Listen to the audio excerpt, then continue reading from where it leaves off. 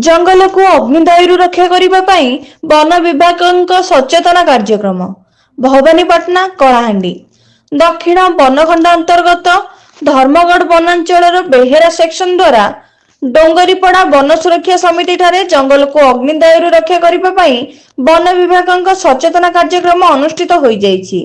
उक्त कार्यक्रम निकटस्थ जंगल को निया दाउरू रक्षा करने विषय में ग्रामवासी को एहार अपकारिता संबंध में आम जंगल योजनार टीम लीडर दुर्गा प्रसाद मिश्र विस्तृत भाव बुझाई एवं उपस्थित ग्रामवासी महिला स्वयं सहायता गोष्ठी समूह जंगल को निया दाउरू रक्षा करने संबंध में शपथ पाठ कार्यक्रम करथिले।